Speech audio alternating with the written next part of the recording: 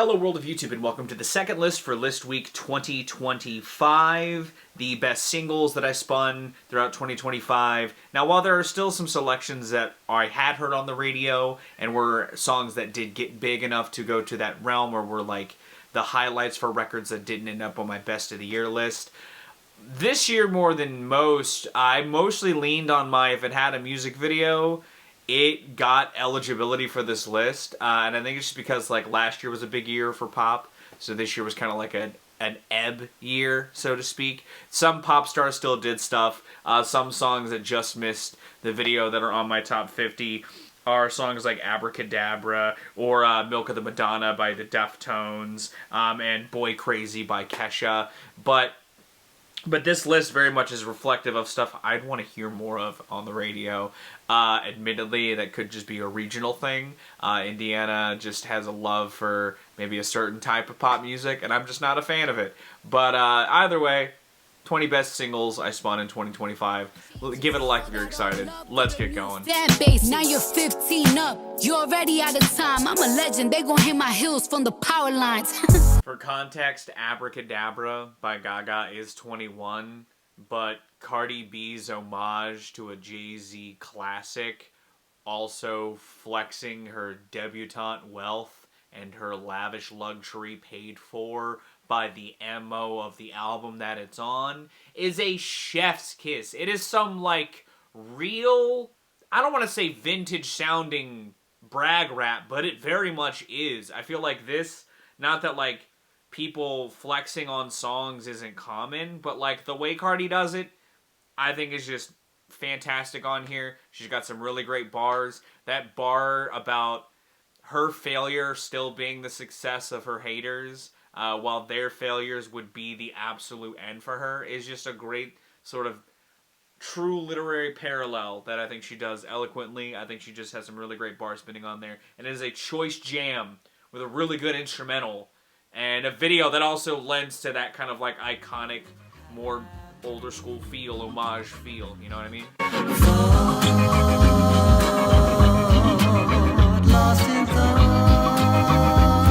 As far as my favorites of the Brian Wilson homages that happened across that new Panda Bear record, I think Fairy Lady does very much stand amongst my favorite, and I'm glad that it was chosen to be a single. Like I said in the Mad Sounds reunion cast, I absolutely love the bouncy guitar to this. I think it's just a bright ray of sunshine, and I absolutely love just the tune. I think it is just a really pretty simple, but like shiny, nice pop song. I also think that the energy of that song matches the kind of like, I don't want to say pensive awkwardness that is the back and forth in the lyrics on this, but I think there's like an atypical sort of conversation happening that I think acts as an interesting juxtaposition to the groove and bright atmosphere of the song that I absolutely adore. You ain't never been to Skate-Town. Auto National, you know it go down. I was shocked to hear Skate on the radio a little bit, I'm not gonna lie. I know JID has really been catching waves. I have heard surround sound on the radio now and then. But like, I would have assumed that while Skate is like a hook-driven song and it's got Sierra on it, I didn't think it was gonna be like a single that like got pushed like that. But I'm glad it is, because it is a well-crafted hook-driven song that like talks about repping where you're from and loving where you're from in a way that like I think makes for a really catchy song. I think JID and Earth Gang all deliver on the verses front. I think Sierra does a great hook in general and does great harmonies beneath like and backup vocals throughout the track. I really enjoy the groove of the song. It's very simple. Its beat isn't like super dense or busy or anything, but like I think it works at like keeping the groove intact. And I really love the energy of this song. I think as far as like matching, like I said in my album review for God Does Like Ugly, this has like a very like aggressive approach to its songwriting in a lot of pockets, and I think that like the beat of this is where like some of that kind of like still stays in spirit, even if there's more like a positive side of like repping where you're from throughout the track. Either way, really good song, and I'm glad that it's doing well.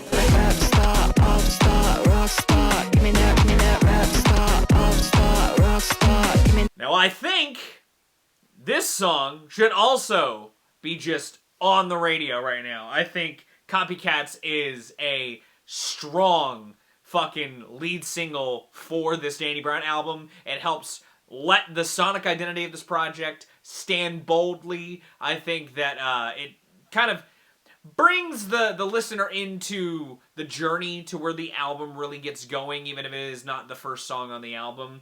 It acts as a good album cut in the place where it is, along with the single, to bring the listener into the album itself. And as far as embodying the mood of the album in Danny Brown fashion, I think it also does so. It tries to go for bold and a big star approach, but really have a positive approach to it in some degrees. The album itself is a story of just really recovering, and I think that like parts of the highlights of the lavish life being a dancing beast around that road, I think set a good stage for the listener, while also being, again, a good slice of the record. Word on the streets, you a burden of beast. Boys wanna grab a handful, I'm hurting the cheek. Why y'all got stereotype being sneaky, don't you ever? I'm being honest, I had no idea that Amen wasn't an official single. It's just a song that Doja's been pushing because it caught some waves. I didn't know Jealous Type was the lead single to this because of how much of a nothing song that is in comparison to the other highs on the album. If we're picking the actual singles, it's probably Stranger. Amen is the song that hooked me into wanting to check out this album ultimately, and so I think it does deserve to be on. I think it similarly to Copycats, really showcases the spirit of the album sonically, and really on Amen, feeling like this in very Doja Cat attitude driven, like back and forth with this guy that she's with. And I think that she sounds like she's having a lot of fun on this funky ass beat that feels polished in all the right ways. And again, that Knight Rider sample is so goddamn good. I've got a song that nobody knows. Now, iPod Touch admittedly was an example of me finding a single from an album I liked and putting it on this list. But I think that iPod Touch is a good example of showcasing a lot of the MOs that I Love My Computer has going on from a sonic and lyrical front. You know, sonically, it does have a little more of just a focus on the embracing of the 2000s electronics with like a club-style beat. But lyrically, it very much embraces some of the love found through love of things found through technology, and loving that technology in tandem with the iPod being a vehicle for shaping music love. But I really think it's a song that feels like a hat on a hat in a good way. It's a really great embracing of and fully realizing of sonic identity, core, you know, themes for the album, sonics in tandem with the lyrics, bridging them together, making a good jam. I love My Computer. We'll be talking about it tomorrow. And iPod Touch is a great song.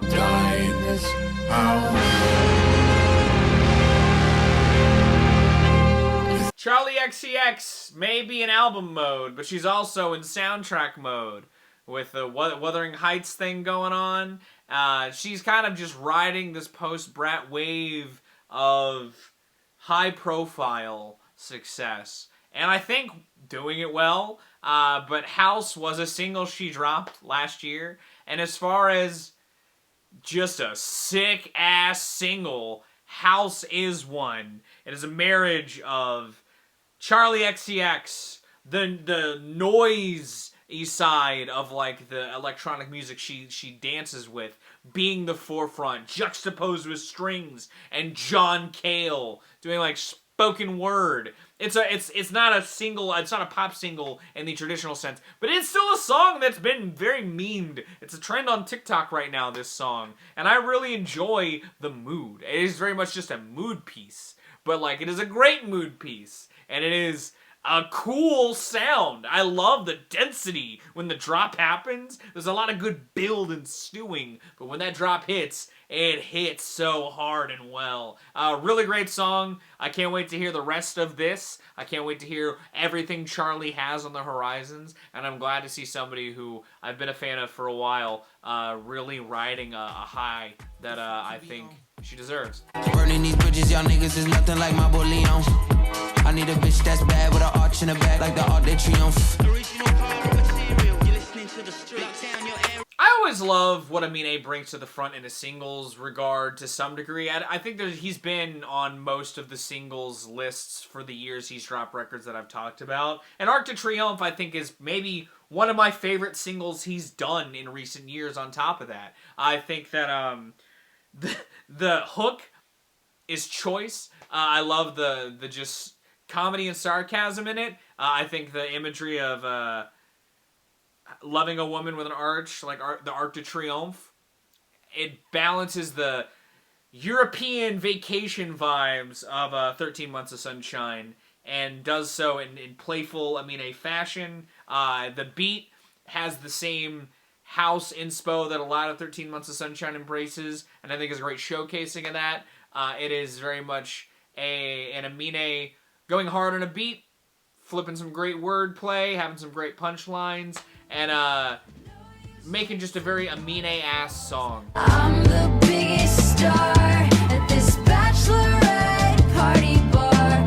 Know you shooting for the moon. I'm gonna re-record this to give myself the opportunity to pronounce this fucking song right, considering it's the name of the album I'm also gonna be talking about in tomorrow's video. But Ego Death at a Bachelorette Party is a great choice for title track. This album gave me the opportunity to do something coy with the singles choice. I obviously only do one artist or one entry per artist, or else I would have had some more of 13 Months of Sunshine crop up. But I think that the choice of making both Ego Death at a Bachelorette Party the title of the album and making it the big, more pushed single make a lot of sense. It feels like the true bottom of, or rock bottom moment for the album, and feels like the real emotional core sort of incarnate. It is a very kind of simple but like well executed, just catchy pop song with dueling hooks and some great verses to really keep the mood sustained. I love the swaying groove of this. It really helps embolden the sadness at that rock bottom that I think makes for a choice moment. There are a lot of great songs on the album. I'll be giving it some gas tomorrow, like I said. But it's a great song, and I love seeing Haley show her love of some soft pop ideas while letting the emotions still strike just as hard. There we go, dropping his baby off. Father, Son, Holy Spirit, we watch the boy as he crawls. The real crescendo of the lively exploration of grief and what matters most in life. Magic Alive by McKinley Dixon, an album that truly is electrifying. And its title track acts as a moment where in the sort of like broad story of the album, we see the protagonists like reaching the realization of what the magic the album has been dancing around with means, and McKinley uses it as sort of a point to highlight loved ones. You know, the album is about grief over a friend and letting that memory linger and sort of reaching the point that like the loved ones are the ones that keep that magic alive. And it's a cool sort of come around that the album comes to and reaches, and I think that it's again another lively piece of the album. It has this just bright jazzy instrumental that I think keeps it helps the energy of the album reach a really nice punctuation before it sort of washes away. But it is a really just a good song that helps all of the ideas coalesce into a really good apex. Asbestos is best before breakfast. Make the language. Run the code to the cipher. Pull the yellow wire. Scrawl notes on the brick walls. As far as matching the club energy of Run It from last year, Change the Channel further helped excite me for Dead Channel Sky, the Clipping album from earlier this year. I think as far as like tapping into that love of like drum and bass core electronics and having David's rapid fire flow just dance on top of that, I think it is an incredible song. I think as far as getting to the core of the anarchistic side, of the hacker side of like the Dead Channel Sky vibe, I think it is really good at doing that. I think that as far as like I think it may be the best single from the album. I think it's just because I really love how electrifying it is. It very much grabs the listener and just sprints them through this like energetic song that I think, again, strikes the core of like the electronic influences in a way that like does reach an apex of like being accessible, and helps bring the listener into the more experimental edge that does coat a lot of Dead Channel Sky. Really great song, really primal, and just ounces of greatness. Give me something to believe in. All these hands have got a hold on me. The real shock for me came when the Tron album didn't really sound like As Alive As You Need Me To Be, and I got kind of bummed about that, because this song is really good, and I hope that like the inspiration that Trent and Atticus said they had off of the heels of making that soundtrack and making New Nine Inch Nails has some of the vibe of this, you know, while I think that like maybe the like idiosyncratic sheen that feels like the production of the song and the album by and large could maybe fall to the wayside, but like the core groove, the thudding electronics, that chorus very much feels like textbook Nine Inch Nails, but I think still fucking works. And I think as far as tapping into the core of what I like have ascertained what parts of Tron Ares are about, I think it's good at doing that. I mean, it's my boys dropping a banger. Of course it's gonna be on this list, and ended up just at this point, because this year had some great music. But I really did like this song, and I heard it a couple times on the radio, and I was pretty excited about that. Are you living lo-fi? Are you living in a mess you made? Are you saving money crashing at the practice space? Similarly to what they did with It's Sorted, Cheekface did tease a good chunk of Middle Spoon prior to its release last year. But Living Lo-Fi was the song they dropped when the album came out as the last single for the album before moving on to the next one. It is also the bookend, sort of, to the album outside of Hard Mode. And I think it is a good frame for the album. It feels like the band is giving an audience, like giving the listener the audience with which they are trying to speak to, and are helping invite the listener into their world throughout the verses of that and the parts of the chorus. You know, parts of the chorus feel like tangents or seeds that they flourish out later on in the album.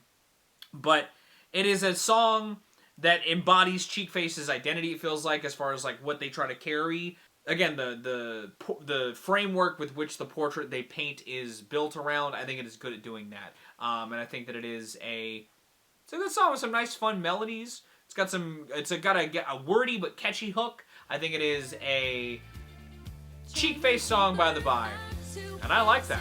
Tunnel vision leads me to the next decision. Maybe I chose these lessons at different time. This Tunnel Vision song is something special, man. The album is something I'm also going to be talking about tomorrow. A point where the band just cuts the shit, writes a really good song about feeling anxious enough that you get tunnel vision, and where some of it stems from and where some of that self-doubt lingers from, and I think is a straightforward but incredibly infectious song. I should be hearing this on the radio. This song is so goddamn good. It has a chorus that has some really good point of view writing that I think, paired with the minimalism in the band play, like it's just her and the drum with a little bit of guitar, I think it does a good job at bringing the listener in on that tunnel vision. And I think that like it's got a really cool moment when its bridge goes into its last chorus.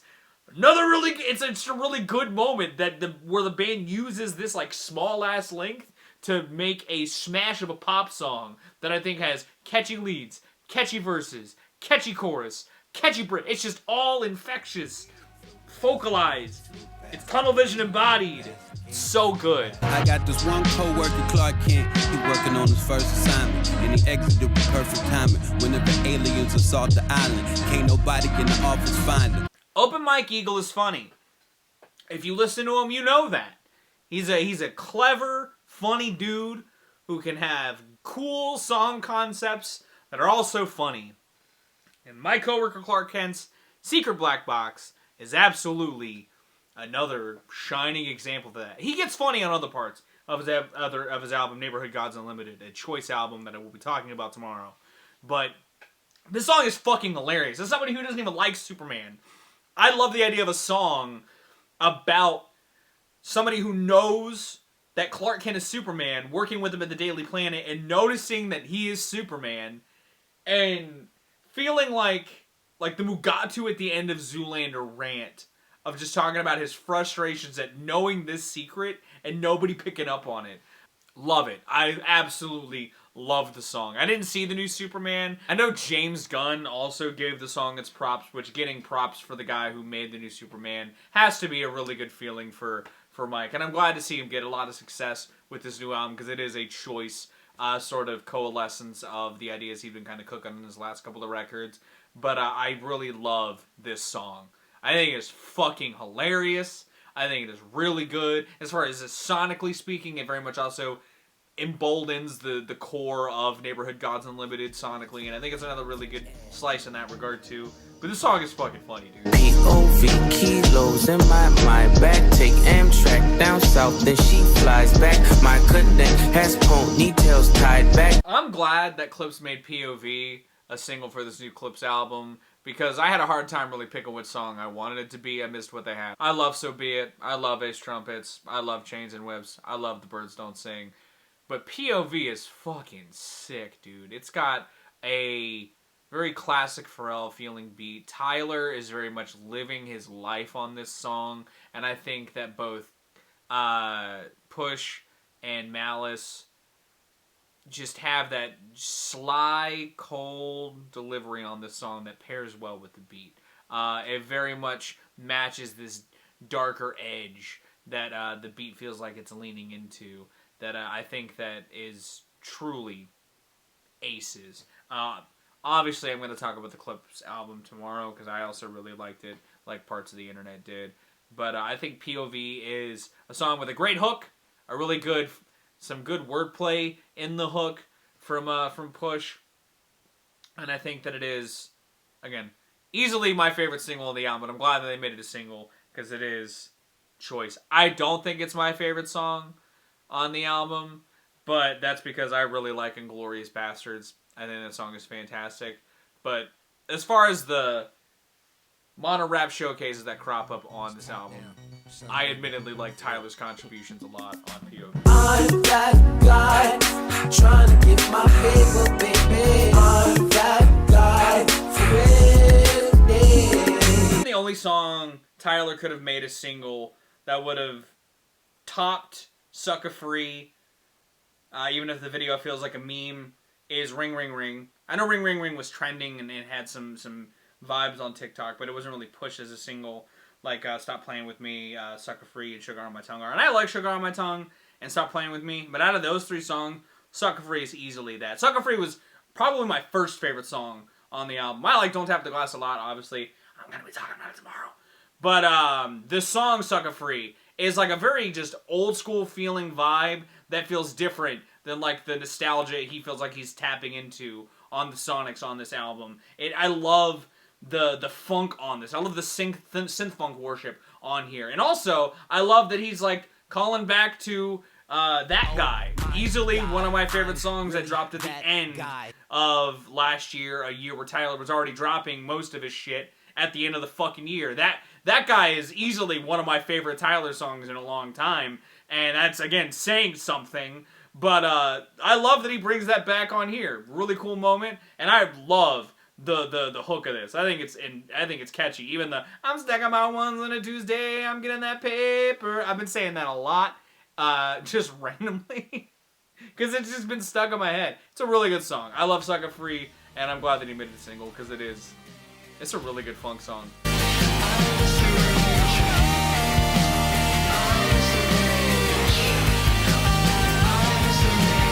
I thought about breaking my one entry rule for an artist for Anamanaguchi, because I wanted to include a single from Anyway. But I mean, if you follow me on Airbuds, or you've seen me post about my rap on Airbuds, I spun their cover of Miss the Rage a lot this year. I think it is a really good 6.5 minutization of a song that I liked when it came out. I really like the vibe of I Miss the Rage, but like what Anamanaguchi does with it to turn it into like a Midwest emo song, but while using their chiptune as paired with the guitars as a lead in very classic Anamanaguchi fashion, feels like the apex of like what they were trying to do on Anyway, on this just gargantuan cover. When they played it live, I shat my ass a little bit. I mean, like, I like that shit hit me. It was a really good moment. And it further solidified how much I really fucking love this cover. I think it's a really, really good cover that kind of gets the core of the emotion of the song in the way that I really like. And like, for a song that, again, I don't go that hard for, but like, I really like their version of it, man. But you don't wanna hear it. We can tell by the way you tune it out. Now, while we won't hear The Way You Tune It Out on the radio, I very much think, as far as being a song that is an early in the album sort of like wake up people moment, it is that. Jer has this core throughout the record of like getting people to really like, hey, look outside, look at the world and how it's changing, maybe be concerned about that. And I think that like the very militant drive to the song feels like the core of the album, and I love how they just go 10. It feels like the very much shot of energy to help drive the listener to the heart of Death of the Heart, and I think it does so very effectively. Love this song. Again, I think we should play it on rock radio. It's a fantastic jam, but I also think that Jared makes really good music, and I think as far as, again, single choice, smart idea. I'm freezing outside. I feel my skin tight. My coat is inside, but I look up at you. I tracked your plane ride for when you're in tonight. Tell me, when is the next time I'll run into you? You know, if you look at the Fancy Some More track listing, there's a reason why so many people want it on Stateside. I'm getting chills talking about it. This is a bona fide fucking smash. The Zara Larsson song just got a music video, and the original already had a music video. This is a hell of a good pop song about a meeting of cultures leading to a strong, passionate love. Great fucking song that I think, as far as being in and out and catchy, just like a lot of Pink Panthers is, it is that. But it also is backed by an instrumental that, again, is strong as hell. There's a reason why I think it's untouched on the Kylie Minogue remix. It's a good song that taps into the 2000s nostalgia core that is the sample palette of this album, and Kylie Minogue saw that. That's why when she hopped on this, she kept it how it was, and it's beautiful. Obviously, I'm going to talk about Fancy That tomorrow. But as far as pop songs, as far as pop singles, it's a great single. It is a wonderful single on an album ripe with singles. I don't think it's my favorite song. If you saw me on anything sharing music that I listened to this year, Girl Like Me is probably the song I spun the most in 2025. But as far as the singles of this album, Stateside is a banger magical single that needs to be like the biggest song right now, and it's crazy to me that it's not. That was my list. Do you agree? Do you disagree? Let me know your thoughts and some of your favorite singles that came out this year in the comments down below. Tomorrow, like I said, my best and worst of the year albums list are going to be dropping. Do you want to listen to my top 50? It is linked in the description, as always, in an Apple Music playlist this year. Thank you so much for watching this, though. Again, if you liked it, make sure you give it a like, and if you want to see more, consider subscribing. I usually drop 2 to 4 vids a week, depending on what I've got going on. This year had 5. They just happened to be 1 in the beginning and then all at the end. Because I got basketball rolling on Monday, and I'm not letting that train stop rolling for anything. But, yeah. You guys have a good day, lots of situations, and I'll see you another day.